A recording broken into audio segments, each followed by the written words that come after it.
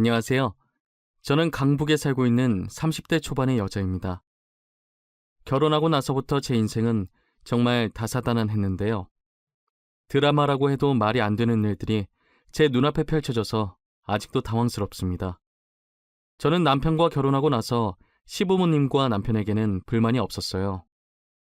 오히려 시부모님들은 인자하셔서 가족 행사 없을 때 제가 시댁에 자주 들리곤 했었거든요. 저희 남편은 사남매 중 막내로 태어나 위로 누나만 3명이 있었어요. 제가 시댁에 가기 싫게 만드는 주 범인들이 이 누나들인데요. 그중 첫째 신우와 둘째 신우가 저를 못 잡아먹어서 안달이었어요. 저희 시댁은 한 달에 한 번씩 꼭 다 같이 모여서 모임을 하는 편이에요. 정말 급한 사정이 있지 않고선 무조건 참석해야 하는 가족 모임이에요. 그럴 때마다 저는 몸이 2개라도 모자랄 정도로 바쁘게 움직이기 시작하죠. 그래도 그나마 저를 챙겨주는 사람은 막내 신우밖에 없었어요. 가만히 소파에 앉아서 떠들고 있는 첫째 신우와 둘째 신우와는 달리 항상 저를 도와주려고 애쓰는 막내 신우를 보며 늘 감사한 마음을 가지고 있었어요. 신우들은 저를 부를 때 꼭 공주님이라고 부르세요. 공주님이 오늘은 무슨 반찬을 하셨을까? 뭐야, 계란말이? 계란말이가 다야? 왜 이렇게 성의가 없어? 나랑 장난하자는 거야? 음식 이제 만들기 시작했어요. 조금만 기다려보세요. 아직 다 차린 거 아니니까. 제가 다 차렸다고 하지도 않았는데 와서 화부터 내시면 어떡해요. 어머, 얘 말하는 거 봐. 우리 잡아먹겠어 아주. 무서워서 살 수가 없네. 누가 신우한테 두 눈을 똑바로 뜨고 얘기하나? 교육 다시 시켜야겠네.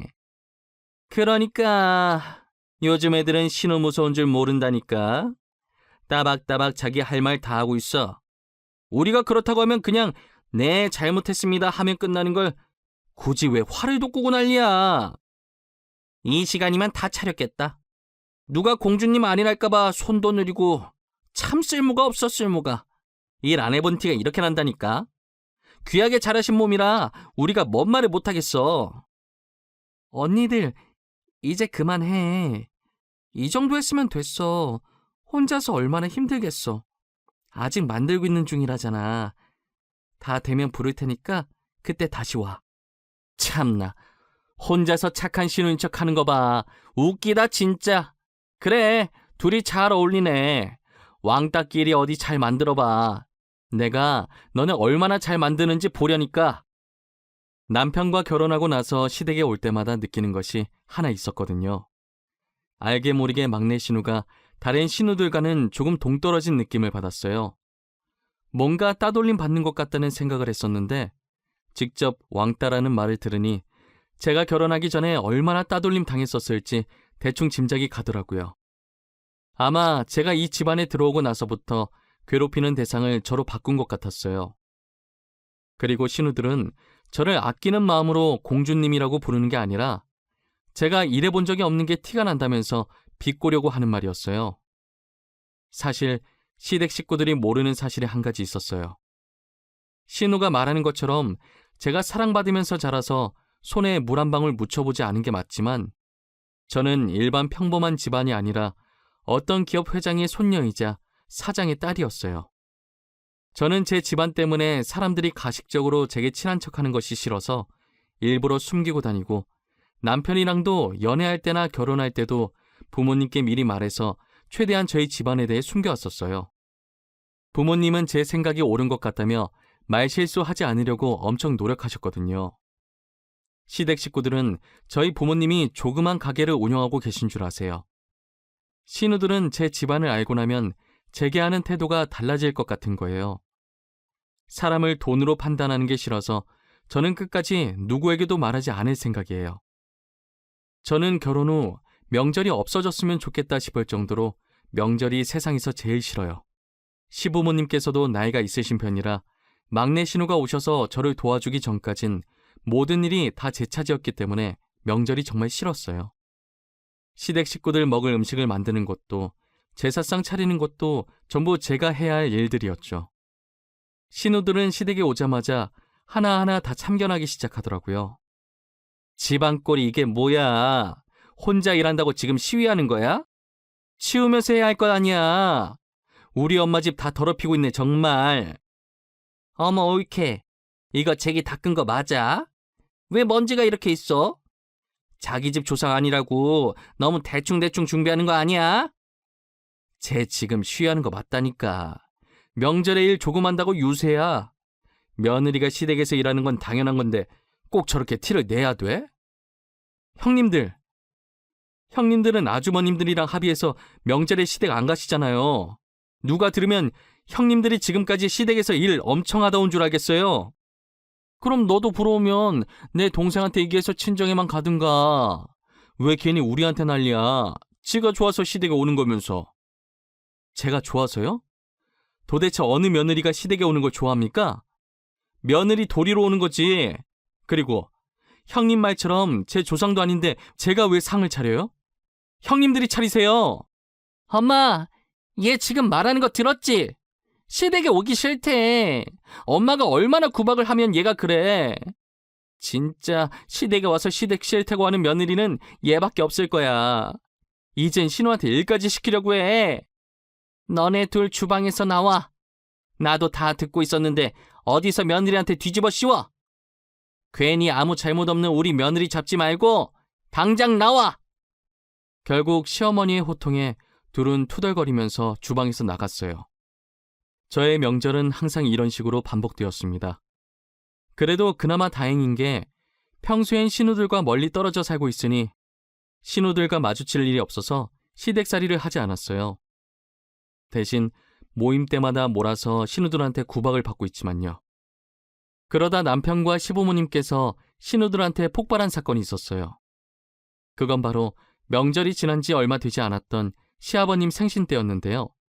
자기 아버지 생신인데 제가 준비하는 동안 코빼기도 안 보이다가 음식 준비가 다 되어갈 때쯤 와서는 제가 한 음식들을 보고 한 소리씩 얹더라고요. 뭐야, 옳게. 우리 아빠 생신인데 음식이 겨우 이거밖에 없는 거야? 식탁다리가 부러질 만큼 한 상 가득해도 모자랄 판에 이게 뭐야? 그러게, 이걸 누구 코에 붙이라는 거야? 이거 1인용 밥상이야? 혹시 아버지 혼자 밥 먹는 거야? 이건 아니지, 옳게. 미역국, 잡채, 불고기, 생선, 그리고 아버님께서 평소 좋아하시는 냉채 족발에 대게까지 삶았는데 도대체 뭐가 그렇게 부족하다는 거예요? 기본적인 생일 음식은 있잖아요. 양도 넉넉하게 했고요. 식구가 지금 몇 명인데 정말 아빠가 좋아하는 음식들만 했단 말이야? 나는 냉채 족발 안 좋아한다고. 그럼 나는 뭐 먹으라는 말이야? 우리 먹을 게 없잖아, 옳게. 나도 되게 안 좋아하는데 밥만 먹으라는 거야? 그리고 이 냉채 족발 옳게가 직접 만든 거 아니지? 설마 배달 음식 시킨 거야? 네, 냉채 족발 시킨 거예요. 문제 있어요? 다른 음식들은 제가 직접 다 만든 거고요. 아버님 생신에 아버님 좋아하시는 음식 했으면 됐지. 제가 형님들 입맛까지 다 맞춰야 하나요? 진짜 센스도 없고. 공주님이 뭘 모르나 본데. 가족들이 다 모이는 자리면 가족들 하나하나 다 신경 써야지. 안 그래? 센스가 없어서 죄송하네요. 제가 뭘 몰랐어요. 다음엔 형님들 입맛까지 고려해보도록 노력은 해볼게요. 저도 신우들 못지않게 한 성격 하는 편이라 다행이었지. 정말 가관도 이런 가관이 없었어요. 오자마자 다채롭게 진상을 떨기 시작하는데 일단 좋은 날이기도 하니 제가 참기로 했죠. 그리고 다 같이 밥을 먹기 시작하는데 신우들이 또 난리를 치기 시작하더라고요. 옳게, 오늘 밥 상태가 왜 이렇게 치러? 나 진밥 안 먹는 거 몰라? 꼬들꼬들한 밥만 먹는다고. 정말 입맛만 버렸네. 밥도 밥인데 음식 맛은 또 왜 이래? 맛대가리가 왜 이렇게 없어? 먹을 수 있는 거라곤 배달 음식 저거 하나밖에 없어. 대게도 제대로 삶은 거 맞아? 비린내 뭐야? 너무 심하잖아. 이걸 누구한테 먹으라고 밥상에 올린 거야? 골탕 먹이는 거야? 정말 되도 않는 이유로 트집 잡으면서 저를 구박하는데 점점 열이 차오르더라고요.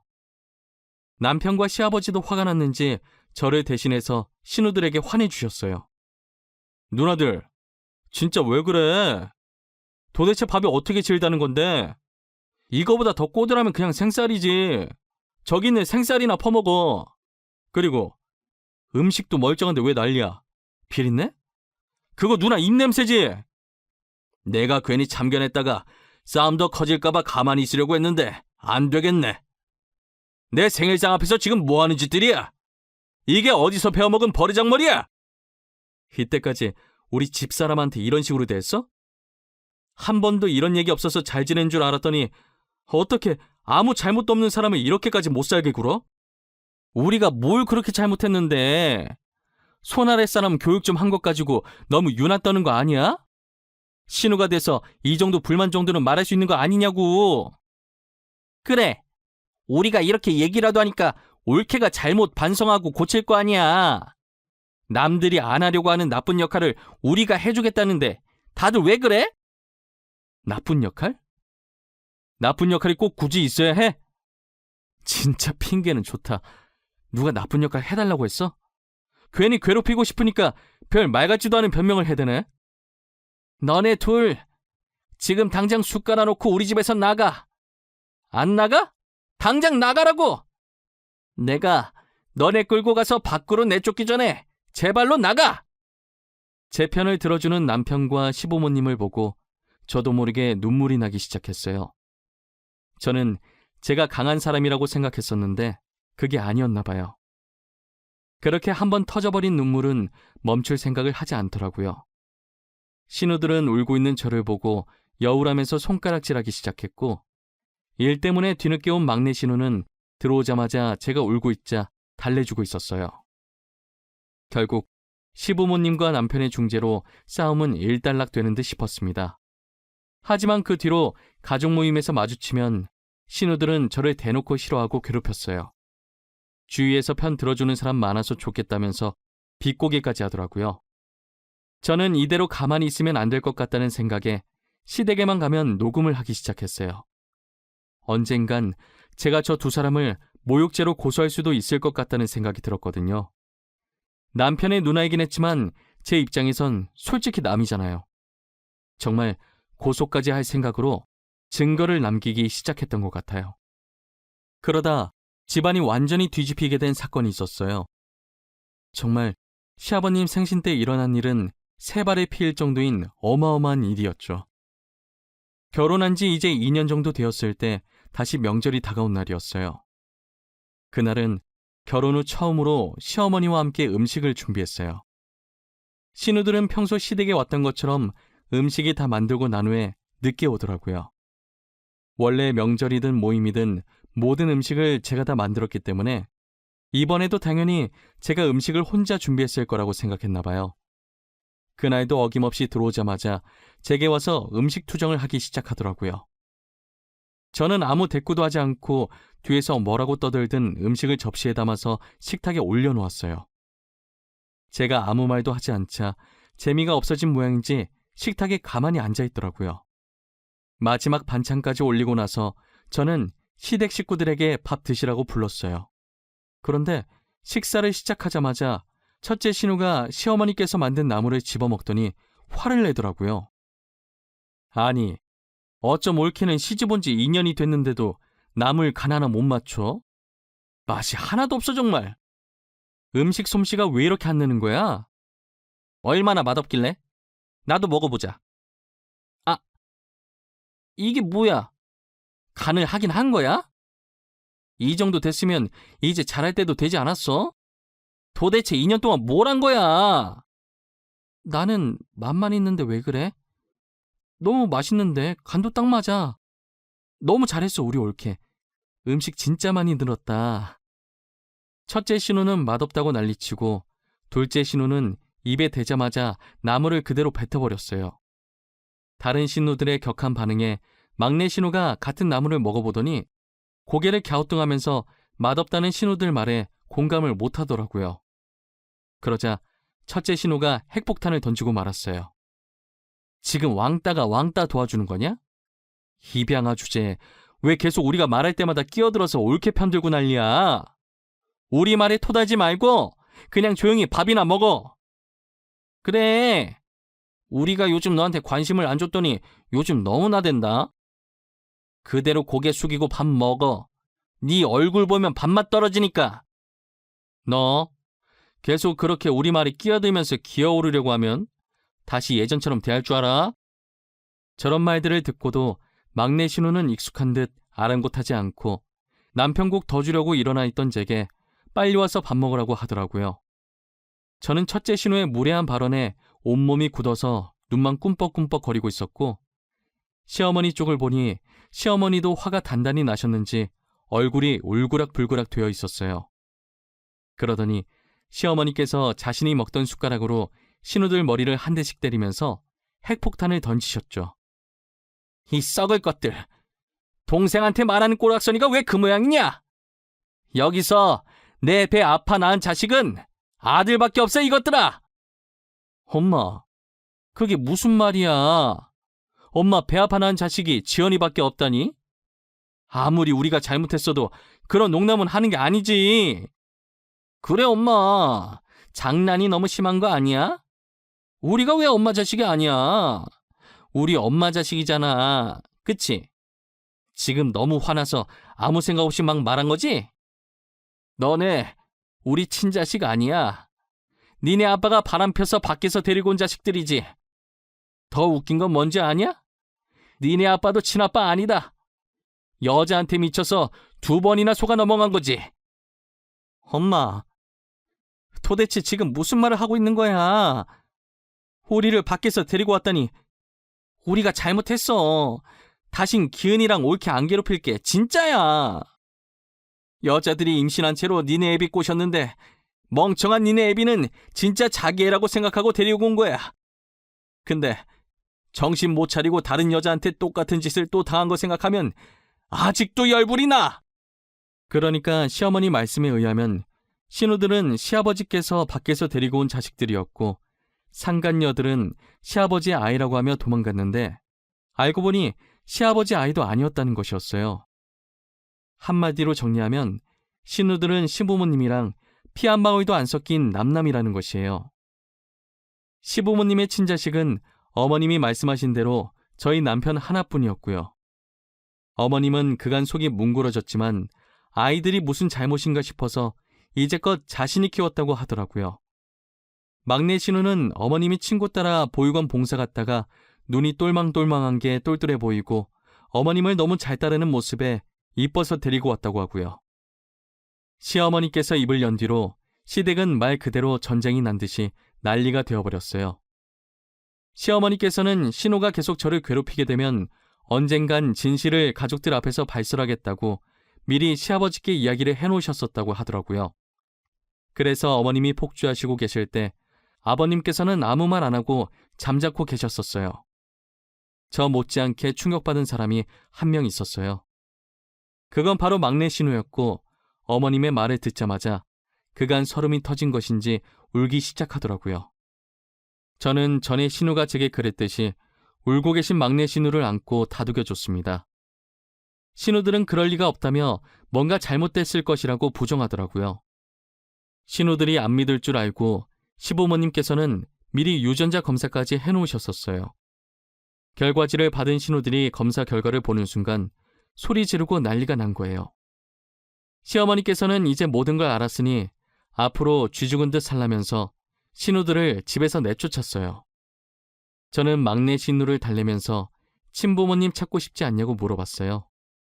형님은 살면서 친부모님 찾고 싶은 적 한 번도 없으셨어요? 저 같으면 이런 구박받으면서 못 살았을 것 같아요. 처음엔 친부모님 보고 싶다는 생각 많이 했었는데 지금 부모님께서 워낙 친딸처럼 잘 키워주셔서 찾고 싶은 마음이 사라졌어. 혹시라도 나중에 찾고 싶은 마음이 다시 생기시면 저한테 말하세요. 제가 꼭 형님 부모님 찾아드릴게요. 시간과 돈이 얼마나 들든 제가 찾아드릴게요. 말이라도 너무 고마워 올케. 그런데 아마 찾고 싶은 마음이 생기진 않을 것 같아. 막내 신우가 전혀 친부모를 찾을 생각이 없어 보여서 저는 알겠다고 하고 그 뒤로 신우가 입양하였다는 걸 잊고 지냈어요. 그러다 언제는 한번 막내 신우가 지갑을 샀다면서 제게 구경시켜 주더라고요. 지갑 안에 든 카드들과 사진 한 장이 있었는데 신우의 어릴 때 사진 같았어요. 그런데 사진 속 여자아이를 어디서 많이 본 느낌이 드는 거예요.